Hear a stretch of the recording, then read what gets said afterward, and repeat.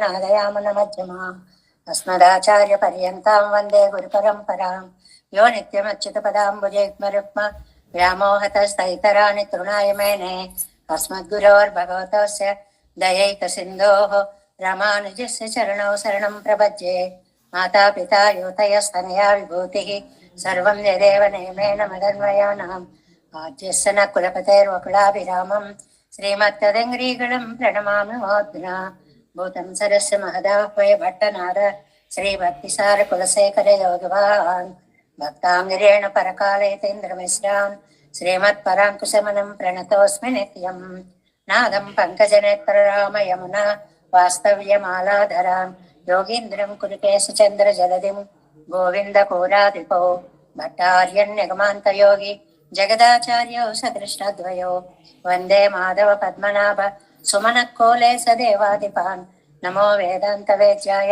जगन्मङ्गलहेतवे यस्य वा अमृतासारपूरितं भुवनत्रयं वेदान्तवेद्यामृतवारिरासे वेदार्थसारामृतपूरमक्रियम् आदाय वर्षन्तमहं प्रपद्ये कारुण्यपूर्णं कल्वैरिदासं श्रीमत्कृष्णसमाह्वाय नमो यामनसूनवे कटाक्षणलक्ष्याणां सुलभश्रीधरः सदा श्रीकृष्णपादपादाब्जे नमामि शिरसा सदा यत्प्रसादप्रभावेन सर्वसिद्धिरभून्मम लोकाचार्याय गुरवे कृष्णपादस्य सूनवे संसारभोगसन्दष्ट जीवजीवातवे नमः श्रुत्यर्थसारजनकं स्मृतिबालमित्रं पद्मोल्लसद्भगवदङ्घ्रिपुराणबन्धुं ज्ञानानिराजम् अभयप्रदराजपुत्रम् अस्मद्गुरुं परमकारुणिकं नमामि द्राविडाम्नाय हृदयं गुरुपर्वक्रमागतं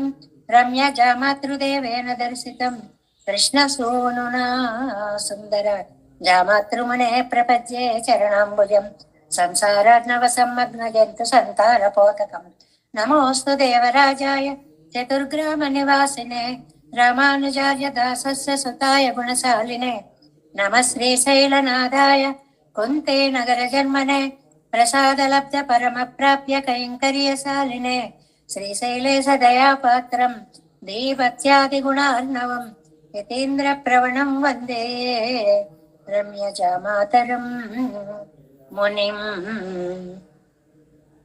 श्रीरङ्गसिंहगिरिदेशिकपादसेवा प्राप्ता किल द्रविडवेदरहस्यजातम् श्रीगौतमान्वयजम् आश्रितभागधेयं गोपालदेशिकमहं शरणं प्रपद्ये कौशिकान्वयसञ्जातं वेङ्कटार्यतनोभवं वेदान्ताचार्यसत्शिष्यं उडयवर्लुमहं भजे श्रीमद्वेङ्कटरङ्गार्यशिष्यं सच्छिष्यसेवधिं श्रीलक्ष्मणार्यविबुधं संश्रये देवि दीप्तये ॐ अस्मद्गुरुभ्यो नमः भक्तामृतं विश्वजनानुमोदनं सर्वाद्भुतं श्रीशतगोपवाङ्मयं सहस्रशाखोपनिषत्समागमं नमाम्यहं द्राविडवेदसागरं तिरुवरिदिनाडेन्नं तेन्गुरुहोरेन्नं மறுவினியவன் பருவலென்றும் அருமறைகள் அந்தாதி செய்தான் அடியினையே எப்பொழுதும் சிந்தியாய் நெஞ்சை தெளிந்து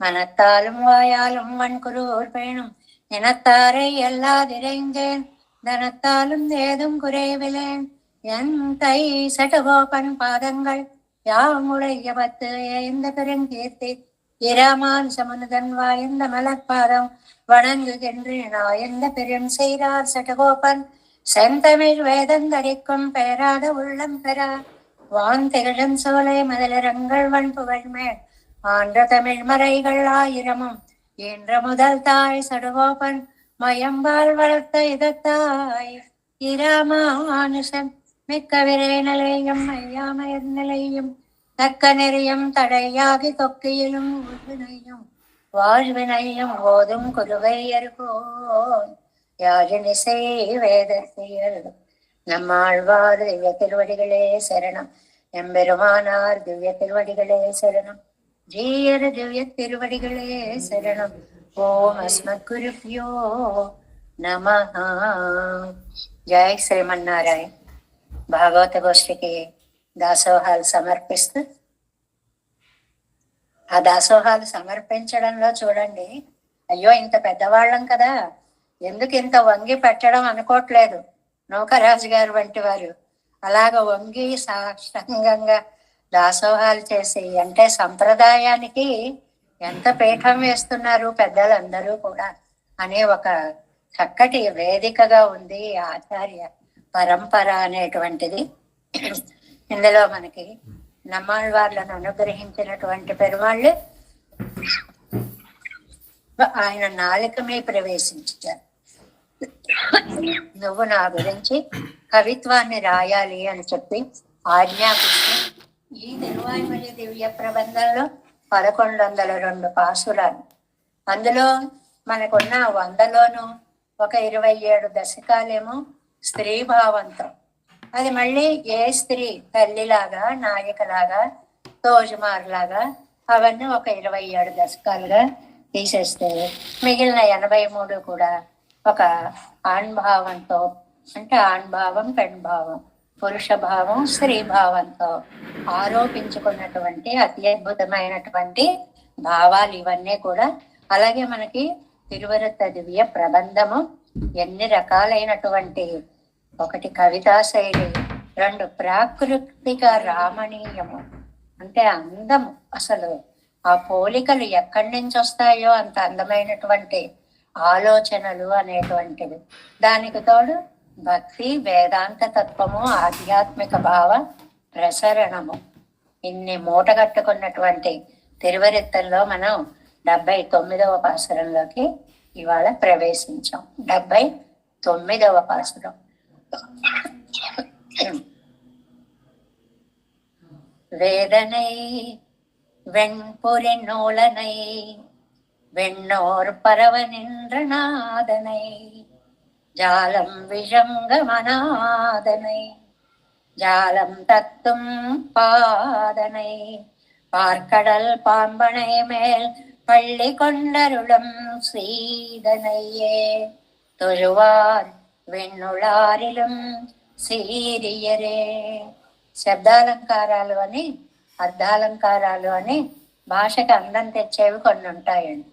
ఆ ప్రాసలు అంత్యప్రాసలతో అలా ప్రయోగించేటప్పటికీ అర్థం తెలియడం అనేది తర్వాత, వింటేనే అది చెవులకి ఎంతో అందమైనటువంటి ప్రయోగంగా ఉంటుంది. చూడండి, ఈ పాసురంలో నై అనేటువంటి ఒక అక్షరాన్ని పదానికి అంతమైన దానిగా తీసుకుని వేదనై, వెణ్పొరి నూలనై, వెన్నోర్ పరవ నిన్న నాదనై, జాలం విజంగం అనాదనై, జాలం తత్వం పాదనై, பார்க்கடல் பாம்பனை மேல் பள்ளி கொண்டருளும் சீதனையே தொழுவார் వెన్నెల తీరియరే. చాలా అందమైనటువంటి పదాలతోటి వేదభావాన్ని ద్రవిడ భాషలోకి తీసుకొచ్చినటువంటి అద్భుత కవితా ప్రక్రియని మనకు అందించినటువంటి నమ్మాళ్ళవార్లు ఇందులో ఒక అష్టాక్షర ప్రతిపాద్యుడైనటువంటి దైవం ఒక అష్టగుణాలని ఇక్కడ మందులో ఒక 8 విశేషణాలను మనకి ఈ పాసురంలో అనుగ్రహించాను. వేదనై నెంబర్ 1, వేద ప్రతిపాద్యుడు. వేదాలలో సమర్థుడు అంటే అన్ని వేదాల చేత ప్రతిపాదింపబడేటువంటి వాడు ఒకటి. వెణ్పొరి నూలినై, చాలా మెరిసేటువంటి శుద్ధ సత్వమయమైన యజ్ఞోపవీతం ధరించిన వాడు. వంటి మీద ఉండేటువంటి యజ్ఞోపవీత వైలక్షణ్యం 2. వెన్నోర్ పరవనింద్ర నాదనై, అన్ని లోకాల వాళ్ళు అంటే నిత్య సూర్యులు కూడా పొగిడేటువంటి నాదన్ నాయకుడుగా ఉన్నాడు. అది 3వ విశేషణం. జాలం విజంగుం అనాదనై, ప్రళయకాలంలో లోకాలన్నీ పొట్టలో పెట్టుకున్న రక్షకుడు అనేటువంటిది 4. అలా రక్షించే ఏ నాదుడు తనకి లేనివాడు. పెరుమాళ్ళని అనాథన్నని ఒక పదంతో వాడారండి. ఇదేమిటి ఇలా వాడారు అనిపిస్తుంది. ఆయన అనాథుడు ఏంటండి. అనాథుడికి మన సంప్రదాయం చాలా అందమైన అర్థం చెప్పిందండి. ఆ నాథుడు, ఆ అవ రక్షకుడైన నాథుడు, అనాథుడు అంటే. కాబట్టి ఇంకెవరికి కూడా ఆ అనాథత్వం అనేటువంటిది లేదు. జగన్నాథుడే ఆ నాథుడై మనకి సర్వరక్షకుడు అయ్యాడు అనేటువంటిది. అలాంటి వాడు తనను రక్షించే ఏ నాథుడు లేనివాడు, అంటే తానే అందరికీ అధికారి అని చెప్పేటువంటి ఒక అందమైన భావ ప్రకటన. పదం ఒకలా ఉంటుంది, అర్థం ఇంకా అందంగా మధురంగా మనకి అర్థాన్ని ఇస్తుంది అనమాట. తర్వాత జాలం తత్వం పాదనై, లోకాలని కొలిచినటువంటి శ్రీ చరణములు కలిగిన వాడు లోకాలన్నీ కొలిచాడు. పాల్కడల్ పాంబు అణై మేల్ క్షీరాబ్దిలో పవళించాడు. 7 పళ్ళి కొండ అరుళం యోగ నిద్రలో శయనించాడు. ఉరంగవాన్పోర్ యోగ సైదాన్ని నిన్ననే మనం చెప్పుకున్నాం కదండి. అలాగ యోగ నిద్రలో పవళించాడు. సీదన్ చల్లని స్వభావం కలవాడు. ఇది 8వ గుణం. అష్టగుణాలు అని చెప్పి ఒక పాసురంలో చక్కగా 8 గుణాలను తీసుకొని వచ్చారు. అలాంటి భగవంతుణ్ణి తుజువా ఆనందించగలిగినటువంటి వాళ్ళు విణ్వుళారిலும் సేరియ, అక్కడ పరమపదంలో ఉండే నిత్య సూరుల కంటే కూడా ఈ లోకంలో ఉండి ఆ స్వామిని కొలిచేవాళ్ళు అంత అదృష్టవంతులు. అదే ఇందులో నమ్మాళ్ళవారు చెప్పినటువంటి విషయం ఏమిటంటే, పెరుమాళ్ళని ఎప్పుడు విడిచిపెట్టకుండా ఉండేవాళ్ళు ఎంత అదృష్టవంతులమ్మా అని నాయకి అనేసలు అన్నమాట. అలాంటి భాగ్య విశేషాన్ని నేనెప్పుడు పొందుతానమ్మా అని ఆర్తితో పలికినటువంటి పాసురం అన్నమాట. ఇందులో వేద సమర్థుడు అంటే వేదైశ్చ సర్వైహి అహమేవ వేద్య, వేదాలన్నిటి చేత నేనే తెలియబడుతున్నాను. దానికి ఏమంటారు? వేద ప్రతిపాద్యుడు అనేటువంటి మాటని చెప్తారు. ఆ తర్వాత మంచి యజ్ఞోపవీతాన్ని ధరించాడు. వ్యాఖ్యానంలో చెప్తారు ఎంత అందంగాను. శరీరం అంతా నీలమైనటువంటి రంగుతో ఉంటే ఆ నీలపు రంగు మీద తెల్లని యజ్ఞోపవీతం, అది అప్పుడు స్పష్టంగా అందంగా చక్కగా కనపడుతుంది అన్నమాట. యజ్ఞోపవీతం అనేటువంటిది వైదికత్వానికి ప్రతీక. ఎందుకురా యజ్ఞోపవీతం అంటే వీపు దొరదపడితే గోక్కోవడానికి అనుకునే వాళ్ళు కూడా ఉన్నారని, దాని విలువ తెలియనటువంటి వాళ్ళు. అందుకు కాదు, నేను వేదాన్ని నమ్మాను అని ఆ పోగులకి వాటికి కూడా అంత విశేషమైనటువంటి వైదికమైనటువంటి అర్థాలు చెప్తారు. అలాంటి యజ్ఞోపవీతం కలిగిన వాడే అందరూ స్తుతించేలాగా నాయకుడుగా ఉన్నాడు. లోకాలకన్నిటికీ నాయకుడుగా ఉన్నాడు. అది విన్నోరు పరవనింద్ర నాదనై, అందరూ పొగిడేటువంటి నాదుడు.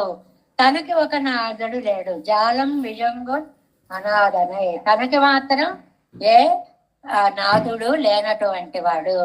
అంతేకాదండి, లోకాలన్నిటినీ ఉదరంలో పెట్టుకొని రక్షించిన వాడు. అంతేకాదండి, లోకాలను కొలిచిన శ్రీ చరణాలు కలిగిన వాడు.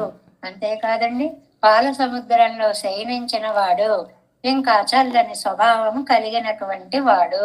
అలాంటి అన్ని విశేషాలు కలిగినటువంటి స్వామికి నేను ఇవాళ దూరం అయ్యానే అని ఆళ్వారి నాయక బాధపడ్డాము అనేటువంటిది ఇక్కడ వేద ముదల్వన్ విళంగు పురినూలన్ శ్రీ తిరుమలలో అన్నట్లుగా ఆ యజ్ఞోపవీతానికి శాస్త్రమే యజ్ఞోపవీతంగా చెప్పారండి. శాస్త్రాలలో ప్రతిపాదింపబడ్డాడు. నూళ్ళంటే శాస్త్రమని యజ్ఞోపవీతమని కూడా అర్థాన్ని చెప్పారు అని. ఇక్కడ ఈ పాసరంలో చెప్పిన ముఖ్యార్థం ఏమిటంటే, ఏ అడ్డు లేదు, ఏ చింత లేదు, ఏ బాధ లేదు. అలాంటి పరమపదంలో సేవించుకోవడం గొప్ప కాదండి. ఈ లోకంలో ఉంటూ ఇది ఇరళ్తరుమా జ్ఞాలమని చెప్పబడే అజ్ఞానము ఆవరించిన లోకంలో ఉంటూ, ఇంద్రియాలు అన్ని వైపులా పరుగు పెట్టే లోకంలో ఉంటూ వాటిని నిగ్రహించి పెరుమాళ్ళని సేవించడము అనేది చాలా గొప్ప. కాబట్టి ఈ లోకంలో ఉండి పెరుమాళ్ళని సేవించేవారు నిత్య సూరుల కంటే కూడా గొప్పవారు. అలాంటి నిరంతర అనుభవం నాకు కలగాలి అని చెప్పి నమ్మాళ్ళవార్లు ఇందులో అనుగ్రహించారు అనేది మనకి తిరువిరుత్త పాసురంలో ఇవాళ చెప్పినటువంటి విషయము.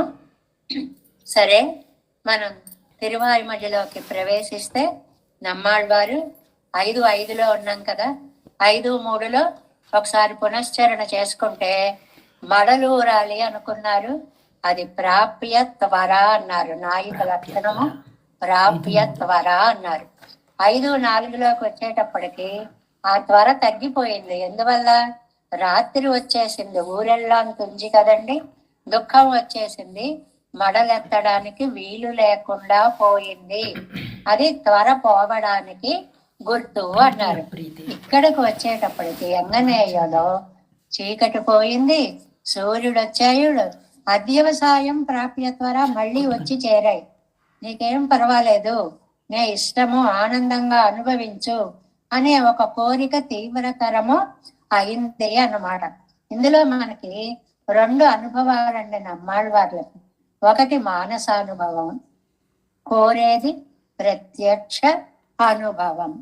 మానసానుభవం అంటే ముందుగా అన్నీ జరిగినట్లుగా, లోపల ఎదురుకుండా ఉన్నట్లుగా, తాను ఆయనతో కలిసినట్లుగా మానసికంగా అనుభవం కలగడం.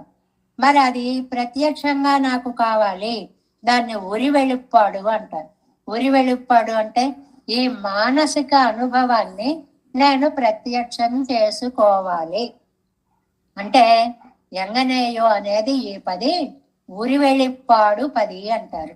అంటే బాహ్య సంశ్లేషాన్ని కోరినటువంటి 10 ఇక్కడ ఆనందంతో కోరుకుంటున్నారు. ఆ తర్వాత మనకి 7లో ఏజయ్యరావి అనేటువంటిది కూడా ఉరి వెలుప్పాడు, ప్రత్యక్ష అనుభవం కోరేదే అవుతుంది. అక్కడేమో భయంతో కోరుకుంటారు, ఇక్కడేమో ప్రీతితో కోరుకుంటారు. ముఖ్యంగా ఈ దశకంలో ఒక్కొక్క పాసురంలో ఒక్కొక్క అందాన్ని మనకి నమ్మాళ్ళవార్లు అందిస్తున్నారు. పెరుమాళ్ళ యొక్క వ్యాప్తిని చెప్తున్నారు. పెరుమాళ్ళు ఎలా వ్యాపించి ఉంటారు? స్వరూపంతో వ్యాపించి ఉంటారు, రూపంతో కూడా వ్యాపించి ఉంటారు. 2 రకాలుగా వ్యాపించి ఉంటారు. అదేంటండి 2 ఎలా కుదురుతాయండి? స్వరూపంతో వ్యాపించి ఉండడం అంటే సృష్టి అంతా అన్నిటిలో అంతర్బహిశ్చ తత్సర్వం వ్యాప్య నారాయణ స్థిత అన్నట్లుగా ఉండడం అన్నమాట. మరి నిన్న ఇందులో ఇవాళ పాసురంలో అంతా ఉంటాడు అనేటువంటిది దేనితో ఉంటాడు? రూప వ్యాప్తిగా ఉంటాడు. అంటే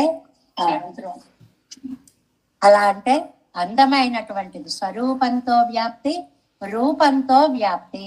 ఏమండి, ఆత్మ కూడా మరి ఆత్మకు రూపం లేదు కదా, ఆత్మ రూపంగా ఎలా వ్యాపిస్తుందండి అని అంటే అది అనుభవైక వేద్యంగా అనుభవించినట్లుగా వ్యాపిస్తుంది. కళ్ళు తెరచినా కళ్ళు మూసినా కూడా ఆ దివ్యమంగళ విగ్రహమే కనిపించడాన్ని రూప వ్యాప్తి అంటారండి. అందుకే మనకి లోపల ఎలాగా అంతర్యామిగా ఉన్నాయన రూపంతో ఎలా ఉంటాడండి అంటే అంతర్యామిగా ఉన్న స్థితిలో మనం భగవద్ రూపాన్ని హృదయం మీద ప్రతిష్ఠించుకుంటాం, అలా వ్యాపించి ఉంటాడు. యోగి హృద్ధ్యాన గమ్యం అంటారండి. అంటే కళ్ళు మూసుకొని మనకి సహస్రనామం చదువుతున్నాం అనుకోండి, కళ్ళు మూసుకొని ధ్యానం, మనం అది కూడా చదివేస్తాం, ధ్యానం క్షీరోదన్వన్. దానికి అర్థం ఏమిటండి? అక్కడ మీరు మీ హృదయ పలకం మీద ఈ మూర్తిని ధ్యానం చెయ్యాలి. ఎలాంటి వాడు? క్షీరోదన్వత్ ప్రదేశే శుచమని విలసత్సైకతే. ఆ రూపాన్నంతటిని ఒక్కసారి ధ్యానంలోకి తీసుకురావాలి అని అంటారనమాట. అలాగా పెరేవాచ్యాం పిళ్ళై కూడా రూపంతో విభువు అన్నారు. ఎలాగా రూపంతో విభువు అంటే తత్వత్రయాది గ్రంథాల్లో కూడా దీన్ని చాలా చక్కగా విశ్లేషించారండి. అంటే మన హృదయ పలకం మీద ఆ దివ్యమంగళ విగ్రహము మనం ఊహించుకుంటూ ఉండాలి అనడానికి ఈ పాసురం సాక్ష్యం అని చెప్పారండి. ఏ పాసురము?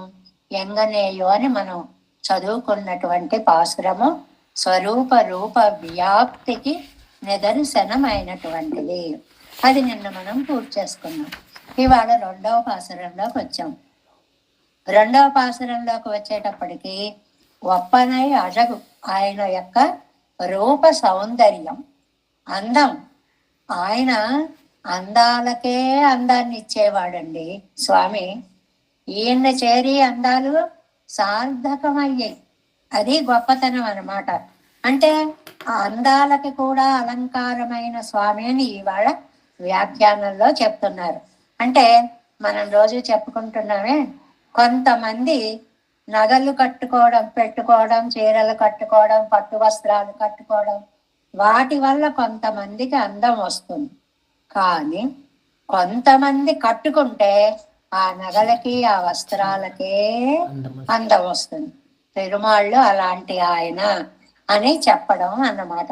మరి ఇవాళ పాసురంలో ఏమంటారంటే, అమ్మా నువ్వు పెరుమాళ్ళ కోసం అలాగ బయటపడకూడదు అని కోపపడుతున్నారు కదా, ఇందులో నేను చేసిన తప్పే ఉంది. మీరందరూ అనుభవించినదే కదమ్మా ఒకప్పుడు. ఇప్పుడు మీరు నేర్పిన బాటలోనే కదమ్మా నేను నడుస్తున్నాను. మీరు చెప్పింది నేను చేసే వేళకు వచ్చేటప్పటికి అలా చేయకు అలా చేయకు అంటారేంటమ్మా? మీరు నా దృష్టితో చూడండి, నా మనస్సుతో చూడండి. అది ఇందులో ప్రత్యేకమైనటువంటి విషయం.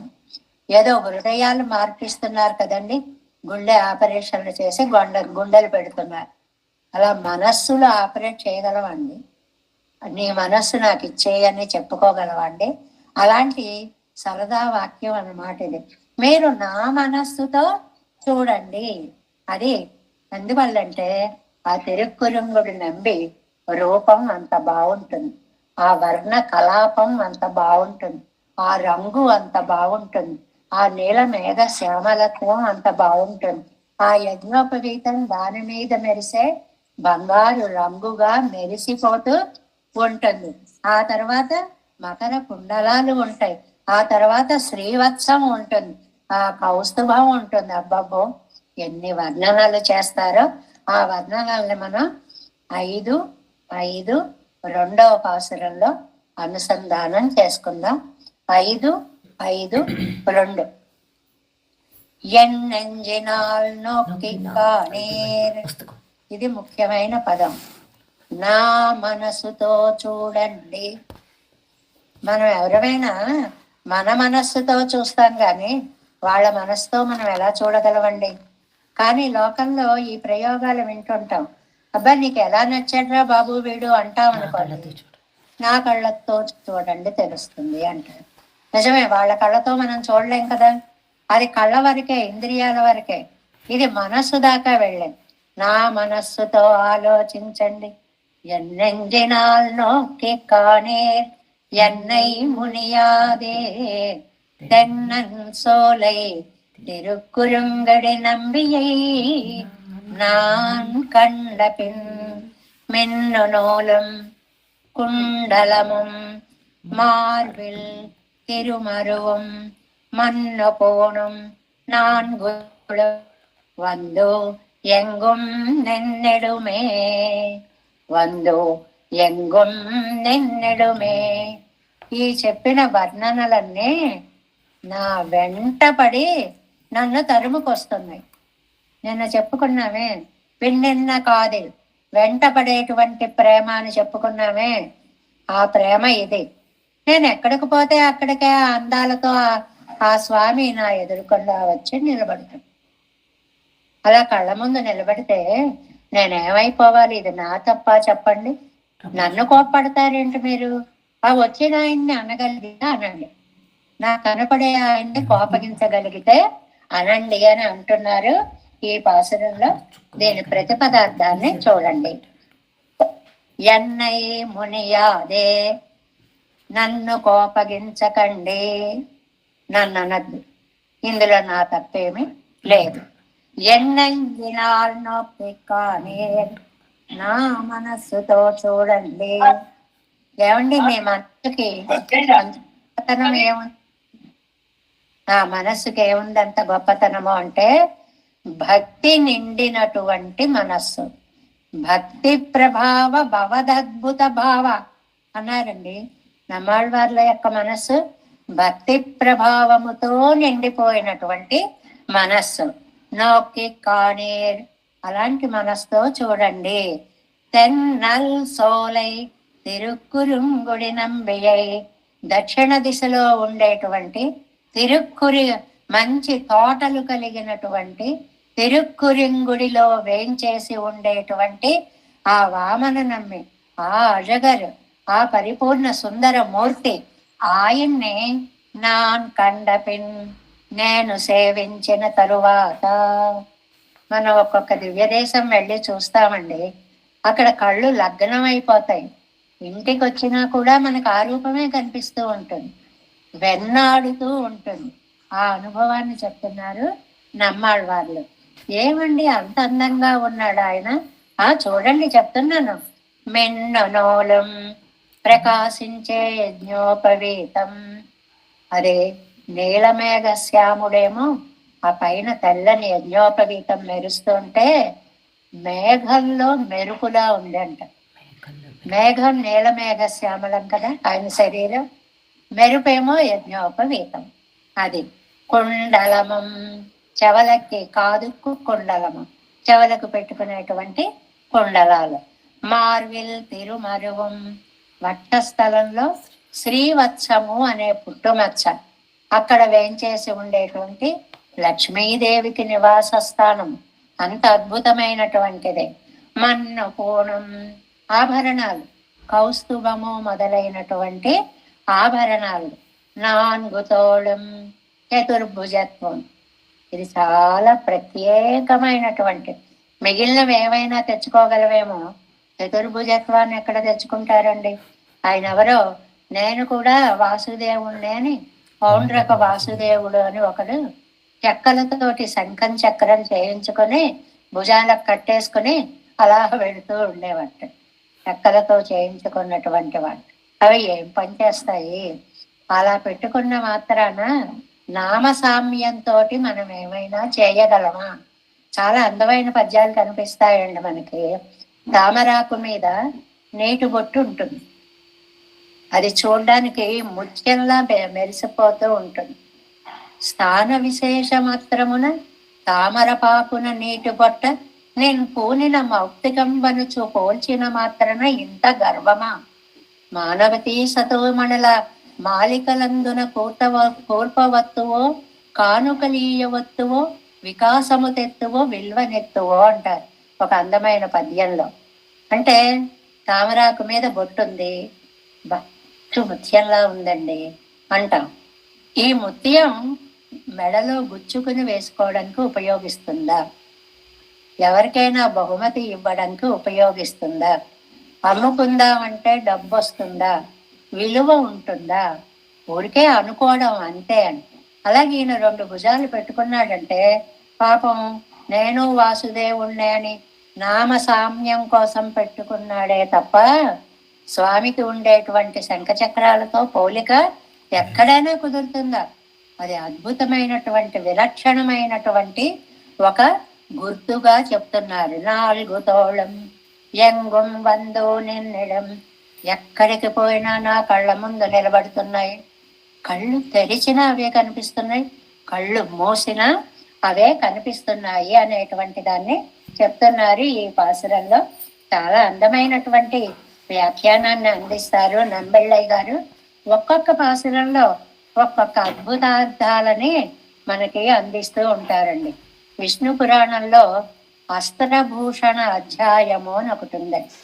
అస్త్రభూషణ అధ్యాయం, పెరుమాళ్ళు ధరించినటువంటి అస్త్రాలే ఆయనకి ఆభరణాలు. వేరే నగలు పెట్టుకోకల్లా, శంఖం చక్రం శార్ణం ఏదో కత్తి ఇవన్నీ గద అవే ఆయనకి ఆభరణాలు కండి. అది గుర్తొచ్చిందో ఏమో నమ్మాళ్ళవార్లకి.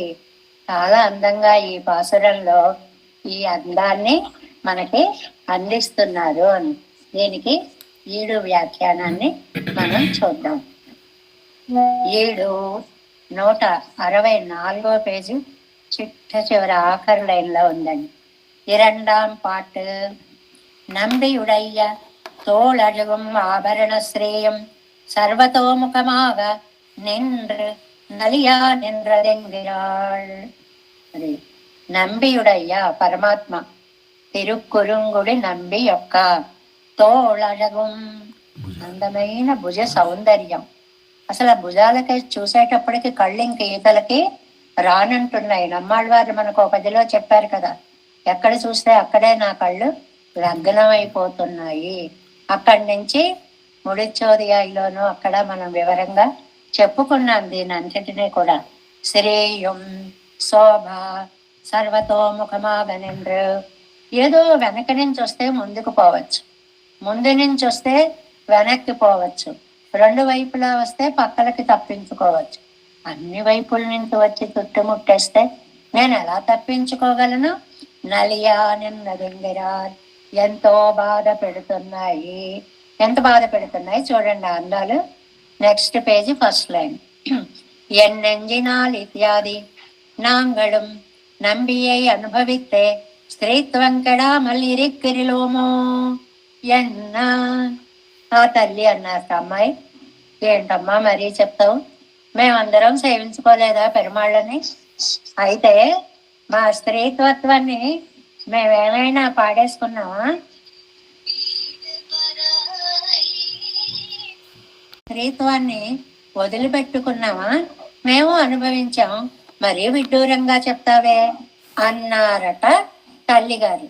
అంటే అమ్మ, నీ అనుభవం వేరు, నా అనుభవం వేరు.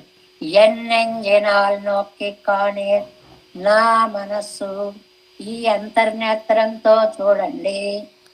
ఎలా చూడగలమండి? వాళ్ళ మనస్సు మనకి ఎలా వస్తుంది? మనం ఎంత ప్రయత్నించినా మన మనస్సుతో చూస్తాం కానీ వాళ్ళ మనస్సు మనం తెచ్చుకోలేం కదా. నీంగళ ఎన్న ఇప్పుడు యాదే. అమ్మ, నన్ను తిడతారేంటే ప్రతిదానికి నేనేదో తప్పు చేసినట్టు పొంగళయ్యే పొడుందు కొళ్ళంబడి మిమ్మల్ని మీరు తిట్టుకోవాలి. కాస్త ఆలోచించి చూడండి.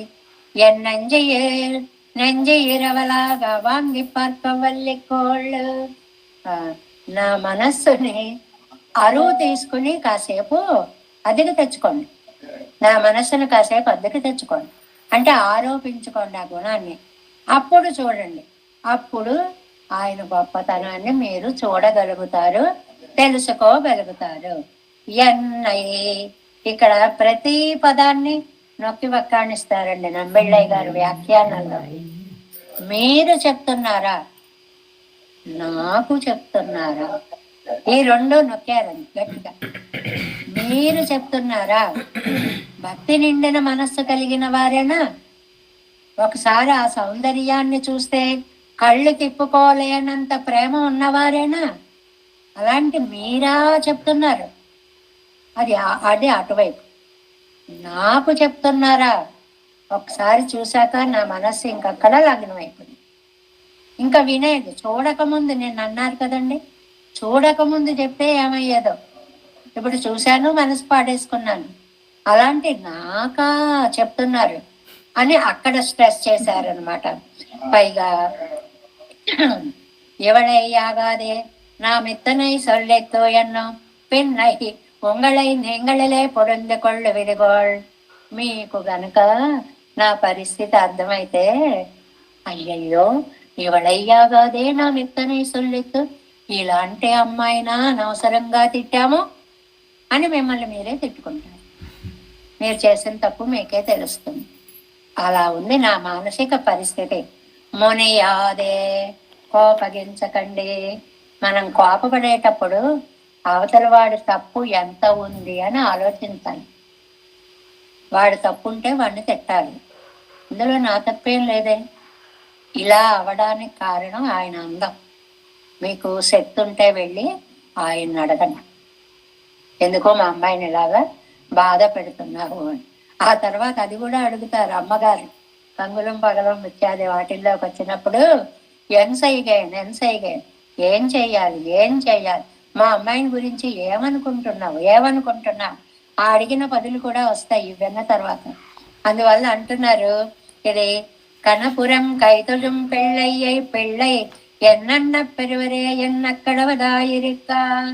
ఇది తిరుమంగయ్యాళ్వారు చెప్పిన దాంట్లో పాసరం అండి. ఎంత పెరుమాళ్ళంటే ప్రేమ కలిగినటువంటి అమ్మాయినా మేము కన్నాం అని ఎంత గర్వపడతారో మీరు.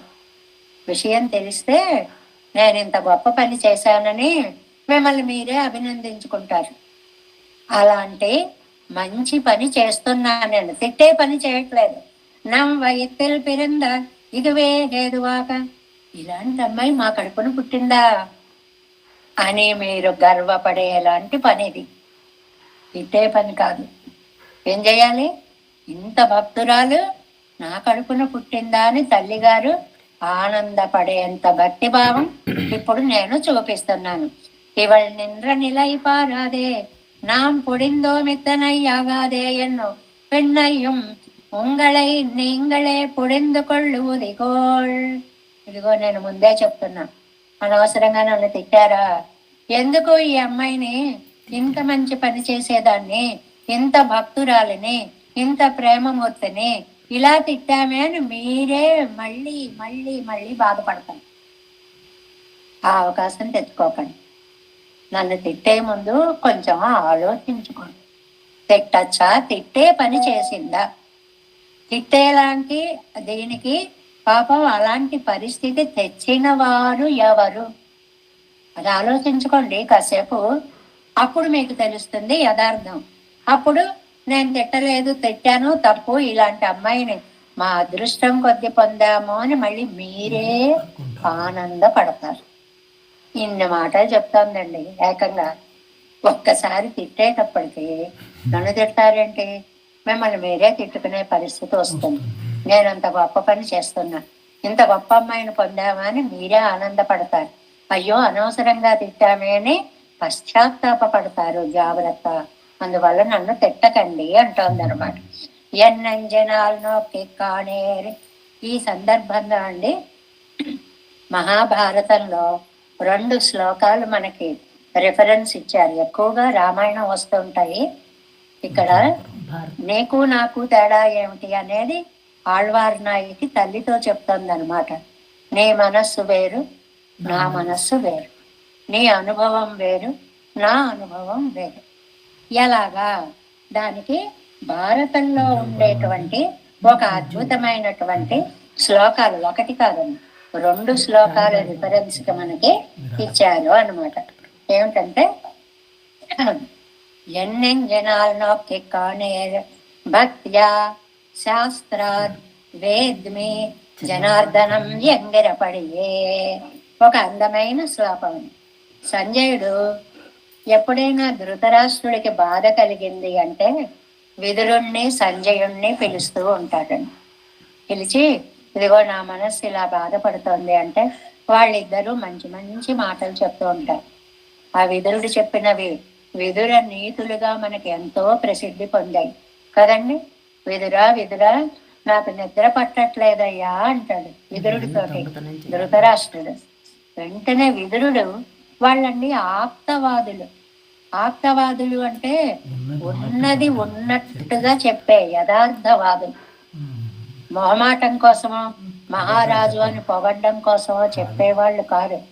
అందువల్ల అన్నారండి, నిద్ర పట్టకపోవడానికి కొన్ని కారణాలు ఉన్నాయి కండి. మనకు అందులో ఏమున్నాయో మనం అప్లై చేసుకోవచ్చు. ఏమిటది? మొట్టమొదటిది, బలమైన శత్రువు ఉంటే నిద్ర రాదు. ఆ శత్రువు అనేటువంటి వాడు మామూలుగా దైహికంగా శత్రువు కావచ్చు. ఒకళ్ళనొకళ్ళు కొట్టుకుంటారు, కొడుకుంటారు, చంపుకుంటారు, దైహిక శక్తులు కావచ్చు. రెండవది మానసికంగా కూడా కావచ్చు. నాకంటే వాడికి గొప్ప పేరు వచ్చేస్తోంది, వాడు బాగుపడిపోతున్నాడు, మనకి రావట్లేదు. అసూయ అనే పెద్ద శత్రువు. ఈ శత్రువు ఉంటే నిద్ర పట్టదండి. భారతంలో ఒక మాట అంటాడు, కడుపున మసిపోసినట్లు ఆయ కదరా. కడుపులో చాటడు మసిపోసేశారు అన్నంత దుఃఖంగా ఉందంటారండి. అసలు ఆ ఉపమానం ఎలా అర్థం చేసుకోవాలో చూడండి. కడుపులో మసిపోయడం ఏంటండి అంటే ఏమైపోతుంది ఆ లోపల పరిస్థితి అంతా? తట్టుకోలేని ఉక్కిరి బిక్కిరి స్థితి వచ్చి ప్రాణం పోయే పరిస్థితి వస్తుంది. అసూయ అంత పని చేస్తుంది.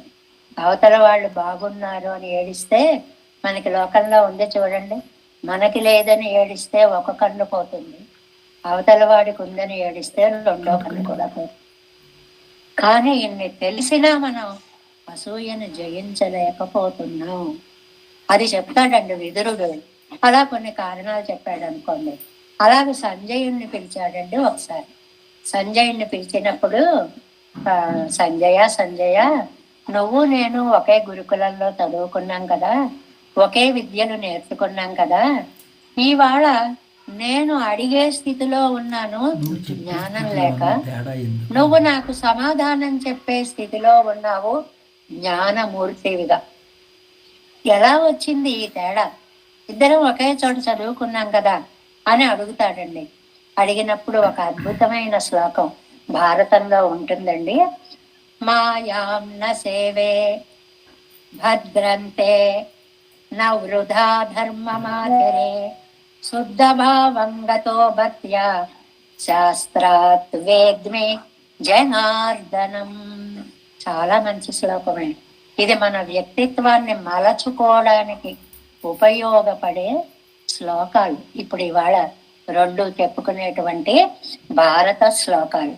నెంబర్ 1, మాయాం న సేవే, నేను మోసం చెయ్యట్లేదు అన్నాడండి ఫస్ట్ వాక్యం. నీకు నాకు తేడా ఏమిటయ్యా అనగానే, నాకు మోసం చెయ్యడం తెలియదు అంటే చెప్పకుండానే ఏమర్థం వస్తుందండి? నీ బ్రతుకంతా మోసాలు చెయ్యడమే. అది చెప్పక్కర్లేదు, నాకు మోసం తెలియదు. అందుకనే భారతం అంటుందండి, కళ్ళు లేక అంధుడు కాదు, మనసా అంధ. రామానుజులు వారు రాస్తారండి అద్భుతంగా గీతా భాష్య వ్యాఖ్యానాల్లో. మానసికంగా కూడా అంధుడు ధృతరాష్ట్రుడు. లేకపోతే పిచ్చి పిచ్చి పనులు నీ ఆజ్ఞతోటే చేస్తా, నీ ఆజ్ఞతోటే చేస్తా అని దుర్యోధనుడు అంటుంటే వద్దు అని చెప్పాడండి. ఎక్కడైనా జరిగిన అనర్థాలకంతటికీ తిక్కన గారు ఒక మంచి పదం వాడతారండి, మూలము అంధరాజు. అసలు కారణమే ధృతరాష్ట్రుడు. ఒక్క చెడ్డ పనిని నాకు ఇష్టం లేదు ఖచ్చితంగా ఎక్కడైనా చెప్పాడండి? ఎవరా బాబు మళ్ళీ చేస్తే ఏం గొడవలు వస్తాయో అంటే, నాకు ఇష్టమే కానీ గొడవలు వస్తాయేమో జాగ్రత్తగా చూసుకో. అది ఆ చెప్పే పద్ధతి.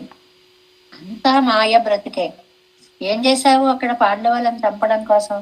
లక్క ఇంటిని కట్టావా అంటే వెంటనే మండిపోతుంది కాబట్టి ఆ నిప్పు అంటించేస్తే పోతారనా?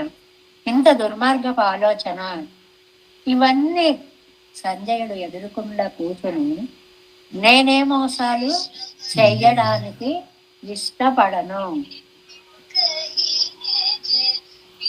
మోసం చేశావు అని అర్థం. నువ్వు మోసాల జీవితంలో బ్రతుకుతున్నావు అని అర్థం. మనం కూడా ఎప్పుడు అండి మోసం చేస్తే ఒక పుల్లో కట్టవు, దానికి నిప్పుంటే ముందు దానిని కాల్చాకే ఎదురు దాన్ని కాలుస్తుంది. మనలో నీతి భావాలు ఉంటే ముందు మనకే నష్టం వస్తుంది, తర్వాత ఇతరులకు వస్తుంది. అందువల్ల ఏ ఫీల్డ్లోనైనా పొరపాటునైనా మనకి వీళ్ళు అడ్డుగా ఉన్నారో, గొప్పగా ఉన్నారో, ఎదిగిపోతున్నారో, మంచి పేరు తెచ్చేసుకుంటున్నారో, సంపాదనలు చేసేస్తున్నారో, సన్మానాలు పొందుతున్నారో, అసూయ గనక మనలో ఉంటే తుడిచిపెట్టుకోవాలి. పొరపాటున కూడా దాన్ని డెవలప్ చేయకండి అని చెప్పడం అన్నమాట. అలా అనేసి అర్థం మరి అనకుండానే అన్నాడు కదా, నీకు నాకు తేడా ఏమిట్రా అంటే, నేను మోసాలు చేయను అంటే నువ్వు చేస్తావు అని ఇండైరెక్ట్ గా అన్నట్టు అయింది.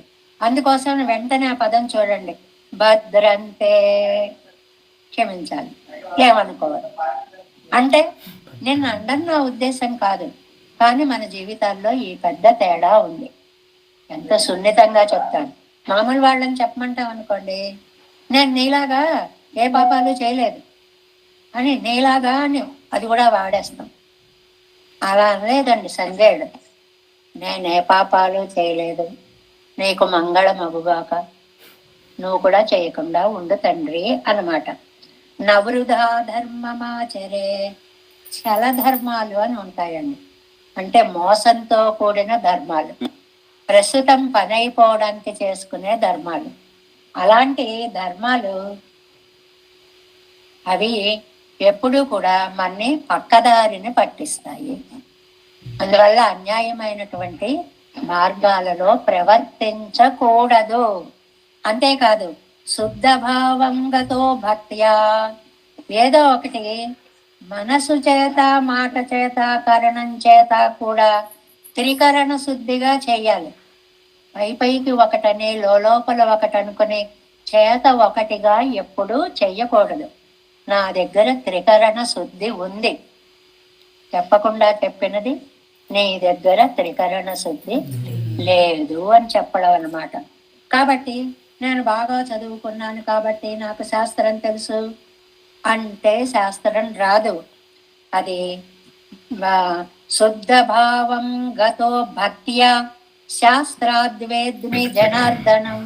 భక్తి భావం జోడిస్తేనే జనార్దనుడు అర్థమవుతాడు. అదే మనకి భగవద్గీత అంతా చెప్పినటువంటిదండి.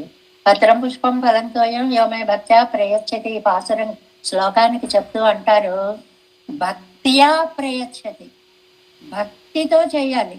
ఆ లింక్ ఉండాలి ముందు. ఇప్పుడు ఇవాళ పూజలు చేస్తున్నామండి, సమాజంలో చూస్తున్నాము ఎన్ని చోట్ల. మాకు బోల్డ్ అనుభవాలు ఇక్కడిక్కడ. ఎలాగంటే మా ఇంట్లో ఇవాళ పూజ అండి, అది ఏ పని మనుషుల్లో పంపిస్తారు, పూజకి రమ్మన్నామని చెప్పు అని, అది అయిపోతుంది. రోడ్లు కట్టేస్తాం, రేపు కారు ఇటు వెళ్ళనివ్వం. ఇవాళే కార్లు ఎక్కడైనా బయట పెట్టుకోండి, నడవడానికి కూడా మార్గం ఉండదు. మా గొప్పతనాన్ని అంతటినీ ఈ పూజలో మేము ప్రకటిస్తున్నాం. ఎందుకండి ఆ పూజలు? సాటి మనిషిని అష్ట కష్టాలు పెట్టే పూజలు చెయ్యడం ఎందుకు? మానవత్వం లేని పూజలు. ఇది నేను చెప్పింది కాదు, భగవద్గీతలో చెప్పినటువంటిది. ఆ వ్యాఖ్యానంలో చాలా స్పష్టంగా ఉంది, ఇతరులని బాధించని పూజ చెయ్యి. ఇక్కడ శుద్ధ భావం ఆ మాట కదండి అర్థం. ఇవాళ పాసురం ఎంత ముఖ్యమో ఈ భారత శ్లోకాలు కూడా అంత గొప్ప శ్లోకాలు. ఎందుకంటే ఇతరులను బాధ పెట్టి నువ్వు ఏ పూజ చేసినా నాకు అది ఇష్టం కాదు, దానివల్ల నాకు ఆనందం కలగదు. అవతల వాడిని 10 తిట్లు తిడుతూ ఒక పూజ ఇక్కడ చేసినా దానివల్ల ఫలితము రాదు అనేటువంటిది. శాస్త్రాత్ వేద్మి జనార్దనం. నాకు తెలిసిన శాస్త్రంకి భక్తిని జోడించి పరమాళ్ళని తెలుసుకున్నాను. భక్తి భావంతో తెలుసుకోవాలే తప్ప నా సమాజంలో నాకెంత పేరు ప్రతిష్ట, ఎంత డబ్బు, ఆహా పుష్పాలంకరణకే 10 లక్షలు పెట్టాడండి. ఈ గొప్పతనాలు ఇవి కాదు కావలసినది. ఎంత మంచి వ్యాఖ్యానం ఇచ్చారనండి. కింద చాలా వ్యాఖ్యానం ఉంది. సరే అదంతా కాదు, సారం చెప్పేసుకున్నాం మనం. ఈ సందర్భంలోనే ఇక్కడ సంజయనై నోకి ధృతరాష్ట్రుడు సంజయుని పిలిచాడు. నీయు నాను ఒక్క శాస్త్ర వాసనകൾ పండిపోందో మన ఇద్దరం ఒకే గురువు గారి దగ్గర కదా చదువుకున్నాం. ఇంగనే ఇరుక్కచ్చైదే ఎనక్కు ఉన్ పక్కలిలే కేటறிய வேண்டும்படி உனக்கு இவ்வர்த்தத்தில் వైసద్యం ఉండానప్పడి ఎంగనే అన్నా. ఇవాళ నువ్వు పైన కూర్చుని నాకు చెప్పేవాడివిలాగా, నేను నీ దగ్గర వినేవాడిలాగా ఇలాంటి వాతావరణం ఎందుకు వచ్చింది? ఇద్దరం ఒకే చదివే కదా చదువుకున్నాం అని అంటే, ఎనక్కు వాసి కేళాయే, నీకు నాకు భేదాన్ని చెప్తాను విను. మాయాన్న సేవే, నాకు మోసాలు చేయడం చేత కాదు. అద్భుతమైన సందేశం. நான் వంచనంగల్ செய்து போறேன், నాకు ఎలా మోసం చెయ్యాలో తెలియదు. రాజావానన అవనుకొరు తాష్ట్యం తనకొరు ఉత్కర్షమం సొల్లుగిరానాగయ్యాలే భద్రతేయంగిరాన్. మళ్ళీ ధర్మాలు ఏవి తప్పరండి వ్యాఖ్యానంలో. అన్నగారికి పెద్దవారికి రాజుకు అలా చెప్పచ్చండి. నిజం చెప్పమని అడిగినప్పుడు నిజమే చెప్పాలి. ఆ చెప్పడంలో తప్పు దొరుకుతుందేమో అని భద్రంతే నీకు మంగళం అవుగాక, ఏమనుకోకు ఇలా చెప్పానని. వెంటనే ఆ మాట కూడా జోడించేశాడు అనమాట. నా వృధా ధర్మమాచరే నా నొరునాళం స్థలధర్మం ధర్మంగళ్ళనుష్ఠియేన్. మోసమైన ధర్మాలను నేను ఎప్పుడూ ఆచరించలేదు. ధృతరాష్ట్రుడు చేసినవి ఇన్ని ధర్మాలు, అన్ని మోస ధర్మాలే. పైగా వాదిస్తాడు, అవంతా అందులోకి వెళితే అదో టాపిక్. శుద్ధ భావం గత నినైవం సొల్లవం శైలం వరుప్పడి పట్టిరుప్పన్. త్రికరణాలు ఒక్కలాగా ఉన్న జీవికి మనసులో గాబరా ఉండదుటండి. ఇది మనం నేర్చుకోగలమా? ఎంత కష్టం. నా జీవితం తెరిచిన పుస్తకం అన్నారు చలం లాంటి వాళ్ళందరూ కూడా. అంటే ఏంటండి, ఏది అనుకున్నారో ఏది చెప్పారో అది చేస్తే లోపల గాబరా బయలుదేరుతుంది. నేను ఒకటి అనుకుని వాళ్ళు చూస్తారేమో, వీళ్ళు చూస్తారేమో, వీళ్ళు తినేస్తారేమో, వాళ్ళు పట్టుకుపోతారేమో, వాళ్ళకి వస్తుందేమో, ఈ భావాన్ని పెట్టుకుని పైకి రండి రండి, ఈ మూడిటికి సంబంధం ఎక్కడా లేకుండా ఒరుప్పడి పట్టిరుప్పన్ ఒకేలా ఉంటుంది నా జీవితం. అప్పుడు సంజయుడికి ఇంకా బెంగెందుకు ఉంటుందండి? ఎంత స్వచ్ఛమైన జీవితం అండి అది. భక్త్యా వరియడైవే కత్తో అవనయ్యరిందవనల్లేన్న. ఆహా, ఏదో భక్తిగా ఉండమన్నారని శాస్త్రం చదువుకుని శాస్త్రం కోసం భక్తిని అలవర్చుకున్న వాణ్ణి కాదు, మనసులోంచి పొంగిన భక్తి నాది, నిజమైనటువంటి భక్తి.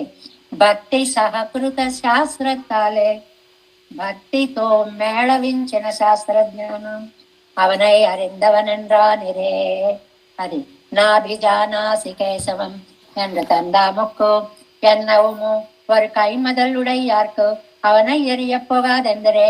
அப்படி நீங்களும் என் நஞ்சை உடையராய் కొండెయరయ పారుంగోల్. ఏం చెప్పారండి. ఈ సందర్భంగా కింద వ్యాఖ్యానంలో ఇలాంటి నీతినే ఇంకొక శ్లోకాన్ని కూడా ఇచ్చేశారండి. కింద జీయర రుంబదంలో ఇచ్చారు మనకి. విద్యా రాజన్నతే విద్య మమ విద్యా నహీయతే విద్యాహీన తమోధ్వస్తో నాభిజానాసి కేశవం. ఇది కూడా మనకి సంజయుడు చెప్పినటువంటి నీతుల్లో కనపడుతుంది. విద్యా రాజన్నతే విద్య. నువ్వు నేను చదువుకున్నావంటున్నావు, నీ చదువు వేరు, నా చదువు వేరు. ప్రహ్లాదుడు అంటాడు, చదివించిరి నన్ను గురువులు. గురువులు ఎన్నో చదువులు చెప్పారు, చదువులలో మర్మమెల్ల చదివితి తండ్రి. నేను చదువుకున్న చదువు నేను, ఆయన చెప్పిన చదువు ఆయన చెప్పాడు, నేను చెప్పిన తెలుసుకునే చదువు నేను తెలుసుకున్నా. అంటే ఆ చదువు నేను తెలుసుకోవాలా, నాకు అనవసరం. నేను తెలుసుకోవలసిన చదువు ఒకటి అద్భుతమైనటువంటిది ఉంది. నీ విద్య విద్య కాదు, నువ్వు ఎంతసేపు డిగ్రీల కోసం తెచ్చుకున్నావు. అందుకనేనండి పెద్ద పెద్ద డిగ్రీలు కాదండి జీవితానికి. అందువల్ల చదువులలో మర్మాలు తెలుసుకోవాలి. చదువు అంటే తెలుసుకో, చదువరిగా మసలుకో, చదువుకున్నవాడిగా ఉండు. వేదంలా శాశ్వతమై నాదంలా మధురమై అంతరంగమంత నిండి, మన మనస్సంతా నిండిపోయి వింత వింత కాంతులీను చదువంటే తెలుసుకో. ఆ చదువు రావాలి. ఇవాళ అది చెప్తున్నారండి మనకి వ్యాఖ్యానంలో. డిగ్రీలు ఉన్నాయి, గొప్పవాడిని, లక్షలు సంపాదిస్తున్నాను, ఇది కాదు జీవిత పరమార్థం. ఏది నిజమైనటువంటి చదువు? ఎతలు నిండు బ్రతుకులలో వేదనలే పంచుకో, అందరి ఆనందములో ఆత్మతృప్తి పెంచుకో, సకల లోక సుఖమే నీ స్వార్థం మనిగించుకో, అదే అదే చదువంటే, అదే అదే చదువంటే. లోకంలో ఒకడు బాధపడుతుంటే మనం కూడా బాధపడితే మనం ఎంతో విద్యావంతులమని లెక్క, మనం వైష్ణవులమని లెక్క. వైష్ణవ జనతో తేనే కయ్యే జో పీడ పరాయి జానిరే. ఇతరుల బాధను అర్థం చేసుకోవడమే నిజమైనటువంటి చదువు. నీ స్వార్థానికి పరిధి పెంచు. చిన్నజీవ స్వామి గారు ఎప్పుడు చెప్తుంటారు, స్వార్థం అంటే నా కుటుంబం బాగుండాలి అనుకో, స్వార్థం. ఆ కుటుంబానికి డెఫినేషన్ మార్చు. ఈ సృష్టి అంతా నా కుటుంబం. అప్పుడు అందులో అందరూ బాగుండాలి. అమ్మ బాగుండాలి, నాన్న బాగుండాలి, పిల్లలు బాగుండాలి, అందరూ బాగుండాలి. అంటే దానికి పరిధిని పెంచుకో అని చెప్పడం అన్నమాట. రాజన్ రాజన్ అని పిలిచారండి ఇందులో. ఎందుకని అంటే నువ్వు సర్వతంత్ర స్వతంత్రుడివి, నేను చదువుకున్నాననే అహంకారం కలిగిన వాడివి, భక్తి లేని జ్ఞానము నీది, భక్తితో కూడినటువంటి ఆచరణ నాది. కాబట్టి స్వచ్ఛత అనేది జీవితానికి చాలా ముఖ్యమైనది. ఎంత గొప్ప సందేశాన్ని ఇచ్చిందో ఇవాళ తిరువాయిమచి వ్యాఖ్యానం. మనస్సులో ఉండే చెడ్డ భావాలకి స్వస్తి చెప్పండి. ఇందులో ఒక మాట అన్నారండి, విద్యాహీన తమోధ్వస్త. ఈ చదువు లేనివాడు, మనకి విద్య లేనివాడు ఎంత పశువు అంటాం. పశువు కూడా ఏడుస్తుందండి తనతో పోలిస్తే. వీడా నా కొడుకంచు ఏడ్చే అంటాడు ఒక కవి. ఎందువల్ల? దానికి తెలుసు జీవితాన్ని ఎలా గడపాలో. దానికి ఋతుధర్మాలు ఉన్నాయి, కాలధర్మాలు ఉన్నాయి, సమయ పాలనలు ఉన్నాయి. అర్థం చేసుకుని పక్కకి తొలుగుతుంది దారిలో. మనిషి అలాగే నిలబడి ఉంటాడు బండి పెట్టుకొని, చూస్తుంటాం కదండి. తప్పుకోవాలనే జ్ఞానం కూడా ఉండదు. పశువుతో కూడా పోల్చడానికి తగినటువంటి వాళ్ళం కాదు అని చెప్పడం అన్నమాట. అందువల్ల ఇక్కడ నాయన నాభిజానాసి కేశవం, అందువల్ల నీకు భగవతత్వం అనేటువంటిది తెలియట్లేదు అని అన్నాడు. అది నీకు నాకు తేడా. నిజంగా మానవతా విలువలను పెంచడమే నంబిళ్ళయ్య గారి వ్యాఖ్యానం యొక్క పరమావధి. నువ్వు మంచి గుణాలు నేర్చుకో. ఇవాళ అది వినేస్తున్నామండి, 3 గంటలు చదివేస్తున్నామంటే అది కాదు. ఆ తెలుసుకున్న దాన్ని ప్రాక్టికల్ గా ఇతరులను చూచి నేను అసూయ పడకూడదు అని ఒక్క నియమం పెట్టుకో చాలు. జీవితము ఎంత ఆనందమయంగా గడుస్తుందో, గుండెల్లో బరువు అనేది లేకుండా పోతుంది, చాలా తేలిక అవుతుంది. హృదయము అహంకారము ఈర్ష్య లేనప్పుడు. అది నీకు నాకు తేడా అని చెప్పాడు సంజయుడు ధృతరాష్ట్రుడితోటి. ఇది ఎలా లింక్ చేశారు చూడండి నంబిళ్ళయ్య గారు. అమ్మ నన్నెందుకు తిడతావు, నా మనస్సుతో నువ్వు ఆలోచించు. ఈ మనస్సుకు పోలికలో ఇంత వ్యాఖ్యానాన్ని తీసుకొచ్చారండి. అంటే నేను పెరుమాళ్ళయందు లగ్నమై ఉన్నాను అనేటువంటి ఆ భక్తి భావాన్ని మీరు అర్థం చేసుకుంటే నన్ను కన్నందుకు గర్వపడతారే తప్ప మీరు బాధపడరు. 10 అనిత్యాది. 2 నిమిషాలు. நம்பியுடைய అడవిక్కు ఆభరణం పోలే ఆయత్తు ఊరుక్కు చల్లయే. నంబిగారికి అందానికి ఆభరణం లాగా ఆ తిరుక్కురుగురికి తోటలు అందంటండి. మళ్ళీ ఎక్కడ అలంకారిక శైలి తప్పదు. ఊరికి తోటల అందం, ఈయనకేమో ఆభరణాలు అందం. ఏమిటి ఆభరణాలు? మంచి గుణాలే ఆభరణాలు అన్నమాట. ఆ చదువు యొక్క గొప్పతనాన్ని ఇంకా చాలా వ్యాఖ్యానం ఉందండి దీన్ని. ఏమిటి? నచోరహార్యం నచరాజహార్యం నభ్రాతృభాజ్యం నచ భారకారి వ్యయే కృతయ వర్ధతయేవ నిత్యం విద్యాధనం సర్వధన ప్రధానం. ఏం సూక్తులు చెప్పారండి. ఎవళ్ళు ఎత్తుకుపోలేరు. ఏమండి మీ దగ్గర ఇంత పాండిత్యం ఉంది, నేను కాస్త ఎత్తుకుపోతా బే, బుర్రలోంచి బుర్రలోకి రాదది. నచ భారకారి, అమ్మో ఇన్ని శాస్త్రాలు చదువుకున్నారా, కాస్త మీకు బరువు అయిపోతుందేమో. ఏమీ లేదు, ఎన్ని ఉన్నా పెరుగుతూనే ఉంటుంది. వ్యయే కృతే వర్ధతయేవ నిత్యం. 10 మందికి చెప్తే జ్ఞానం పెరుగుతుంది. ఎక్కడ చెప్తే మన జ్ఞానం ఇతరులకు వెళ్ళిపోతుందో అని భయపడకూడదు. విద్యాధనం ఇంకా ఇలాంటివి చాలా ఉన్నాయి అనుకోండి. తెర్కు తెలియమాయ్ నన్నాన సోలయ్యన్నుదల్ అండ్రెక్కే, దక్షిణం వైపు ఉన్న తోట అని ఒక అర్థంటండి. ఈ దివ్య దేశాలకి మలయధ్వజరాజు, మలయధ్వజ చక్రవర్తియాలే కొండాడపట్టని అన్నపడి అంటారు వ్యాఖ్యానంలో. మలయధ్వజుడు అనేటువంటి రాజు ఎన్నో కైంకర్యాలు చేశాడు. ఆయన కైంకర్యం చేసిన తిరుక్కురంగుడి భూమి అని ఒక అర్థాన్ని చెప్పుకోవాలి. అందుకే తెన్నన్ కొండాడు నిన్ను మాపోలే పెరియాళ్ళవార్లు కూడా ఇలాంటి పాసురాలని మలయధ్వజ కైంకర్యాలు స్వీకరించిన స్వామి అని పొగడినటువంటి పాసుర ఖండాలు ఉన్నాయి. నాన్ కండపెన్ ఆభరణ చేతయం సోలై వాసియం మరింద నాన్ కండపిన్. ఆభరణాలు, తోటలు, అందం, ఇది నేను చూశాను అంటున్నారు. అంటే ఏమిటండి ఆయన ఆభరణాలు? మెన్ననూలం మిచ్చాది మేఘత్తెల్ మెన్నిన పోలేరిక్కర తిరియజ్ఞోపవీతమం. ఎంత చక్కగా రాశారు. వెనక నీలం ఆకాశం, అందులో ఒక మెరుపు తటుక్కన మెరిసింది.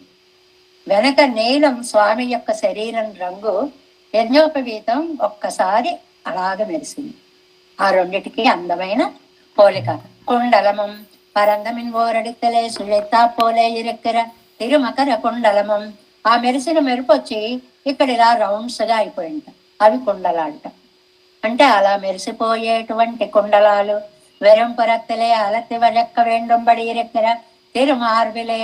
దృష్టి దోషం తగలకుండా గుండెల మీద కుడి వైపున శ్రీవత్సము అనేటువంటి ఒక పుట్టుమచ్చ, లక్ష్మీదేవి పీఠమా అన్నట్లుగా మెరుస్తూ ఉంటుంది కండి.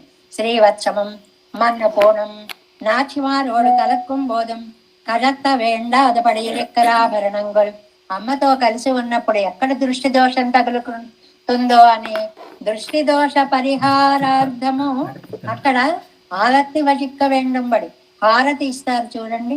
అమ్మ నీకే దోషం తగలగా, ఇరుగు దృష్టి పరుగు దృష్టి అన్నీ పోవాలి అని చేయించేలాంటి అందమైనటువంటి ఆభరణాలు. అదావదు అత్యంత సుఖ స్పర్శమా ఇరుక్కై. కూరేసులు సుందరబాబు స్తవంలో అంటారండి, నువ్వు పెట్టుకున్నటువంటి ఆభరణాలు నువ్వు లక్ష్మీదేవిని ఆలింగనం చేసుకున్నప్పుడు అబ్బా ఈ హారం గుచ్చుకుంటోంది, అబ్బా ఈ ముక్కుపడక అడ్డొచ్చింది అనేలా ఉండవటండి. అవి కూడా పువ్వుల్లా మారిపోయి దాని కాంతిని కూడా వెదజల్లుతూ ఆ కౌగిలిని నీకు ఎంతో ఆనందంగా మార్చే సుఖస్పర్శ కలిగిన ఆభరణాలు. ఆభరణాలు కూడా అలా మారిపోతాయి కండి పెరుమాళ్ల కోసం. నాన్గు తోడం ఆభరణத்துக்கு ఆభరణమాయి కల్పక తరుపణై తాపోలై ఇరుక్కర తిరుత్తోడగల నాలుం.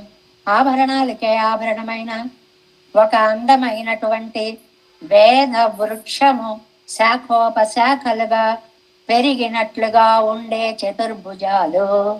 ఇదంతా చెట్టు అనుకుంటే ఈ 4 భుజాలు 4 వేద శాఖల్లా ఉన్నాయి. ఎంత అందమైనటువంటి వ్యాఖ్యానము అన్నమాట. ఇక్కడ స్వర్ణ భూషణ భూషారహాహ ఎంగరపడియే. ఇక్కడ మొదటిసారి హనుమాన్ రామ లక్ష్మణులను చూసినప్పుడు ఏంటి ఎన్నో అలంకారాలు పెట్టుకోవలసిన మీ భుజాలు ఏమీ లేకుండా ఇలా ఎందుకున్నాయి అని అడుగుతారు. అంటే మనం ఏమర్థం చెప్తాం? పూర్వం అక్కడ ఆభరణాలు ఉండేవి, ఆ గుర్తులున్నాయి, అవి ఇప్పుడు ఎందుకు లేవు అని అడుగుతున్నారని పై అర్థం చెప్పుకుంటాం. కానీ భగవద్ విషయ వ్యాఖ్యానం ప్రకారం అర్థం ఏమిటో తెలుసా అండి? ఆ ఆభరణాలకి అందాన్నిచ్చే నీ భుజాలు పాపం వాటిని ఎందుకు దయ చూడలేదు? పెట్టుకోవలసింది, అవి ఆనందపడేవి కదా. ఇలా అర్థాన్ని అందంగా సమన్వయిస్తారు అన్నమాట. ఉంగళ్ హితవచనத்தின் పడియే శయ్య వేణం ఎన్ననాం కళక్కన్నెక్కవం. అమ్మా మా అమ్మ వాళ్ళు మాట విను విను అంటున్నారు, ఉందాంలే నేను దూరంగా పోయి నిలబడ్డానమ్మా. ఏమైందో తెలుసా? అంగేయం పలవగై యాగవారా అని అన్నది. నా వెనకాలే అందాలన్నీ పరిగెట్టుకుంటూ వచ్చేసాయి. నన్ను తప్పించుకుని ఎక్కడికి పోతావు, నువ్వు ఎక్కడికెడితే అక్కడే నేను కనపడతా అంటూ స్వామి అందమైనటువంటి భుజాలు నేత్రాలు అదరాలు అన్ని బయలుదేరి వచ్చి వృక్షే వృక్షే సపస్యామి పోలే మారీచుడు అంటాడండి. రాముడికి తలచుకునేటప్పటికి భయపడిపోతాడు. రావణాసురుడికి ఎంత హితవు చెప్తాడో. అందుకని వాల్మీకి భగవానుడు మారీచుణ్ణి మారీచ మహర్షి అంటారు. ఎందువల్లంటే నాయన రకారాదీని నామాని రాముడు అనక్కల్లా. రథం రాతో మొదలైంది. రథం రా అమ్మబాయి రాముడేమో నాకు భయం వేసేస్తోంది.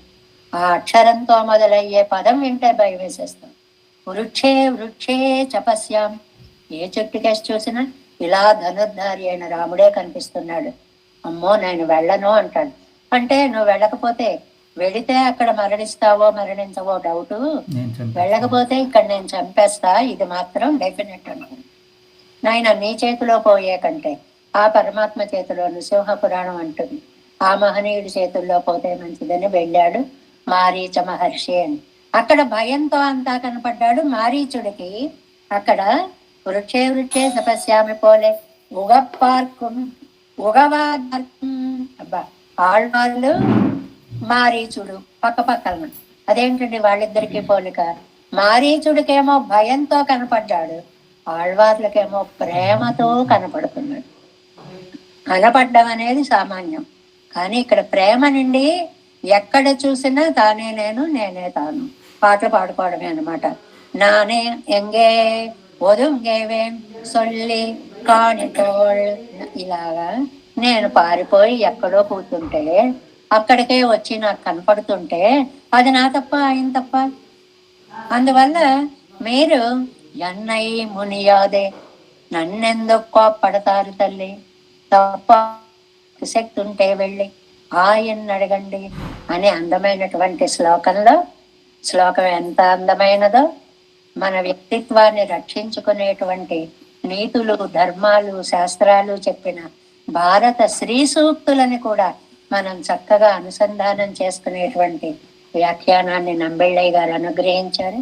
ఎన్నెంజనాలు నొక్కి కానీ ఎన్నై మునియాదే, தென்னன் சோலை திருக்கிருங்கிடி நம்பையை நான் கண்ட பின் மின்னு நூலும் குண்டலமும் மார்பில் திருமருவும் மண்ணு பூணும் நான்கு தோளும் வந்து எங்கும் நெடுமே దేవేశం కోలనాథం నతహితమనసం పద్మనాభం రమేశం లోకార్యం కృష్ణైర్వేమ శిరోయోగి భట్టార కౌచ గోవిందం కూలనాదేన సాకులు కేసేందు సింధుం యతీంద్రం మాలాదృత్యామునార్యో మమ హృదినదే రామ పద్మాక్షనాదాన్ తిరువరుణ్మాల్ సేన మొదలు సెడగోపన్నాదమన్ సేరుకొండాన్ மணக்கால் நம்பி சென்றாமாள வந்தார் குருமாலாதர் குருகை பிராக்கம்மாமெதிராச கோவிந்தர் கூரே சர்வட்டர் வேதாந்த நீர் கண்ணர் கம்புடைய நம்பிள்ளை இவர் ஈடலிற்கத்தே எந்த மாதவர் பத்மநாபரேவரல்லா திருமணியுன்னை கை கொண்டருளம் திருமலையாழ்வார் பதங்கள் முன்னென்கள் சேருந்தருவே நமோஸ்து தேவராஜ சதுர்கிராம நிவாசனே ராமானுஜாரியதாசஸ்ய சுதாய குணசாலே நம ஸ்ரீசைலநாதாய குந்தை நகர ஜன்மனே పరమప్రాప్యకైంకర్యసాన్నే శ్రీశైలేశదయాపాత్రం దేవత్యాదిగుణాన్నో యతీంద్రప్రవణం వందే రమ్యజామాతరం వాడితరువాయ్ மொழிப்பிள்ளை மாதக வாழ்வாழும் மனவாழ் மாமனுவன் வாரியவன் மாறம் தருவாய் மொழிப்பிள்ளை மாலத்தோர் தேரும்படி உரைக்கும் சேரு ஸ்ரீரங்க సింహదరి దేశక పాద సేవా ప్రాప్తాఖిల ద్రవిడ వేద రహస్య జాతం శ్రీ గౌతమాన్వయజం ఆశ్రిత భాగదేయం గోపాలదేశికమం శరణం ప్రపద్యే కౌశికాన్వయ సంజాతం వెంకటార్య తనూభవం వేదాంతాచార్య వశిష్యం నైవమాపం శ్రీమద్వెంకటరంగార్య శిష్యం సచ్చిష్య సేవధిం శ్రీలక్ష్మణార్య విబుధం సంశ్రయే దేవి ఓం అస్మద్గురుభ్యో జై శ్రీమన్నారాయణ.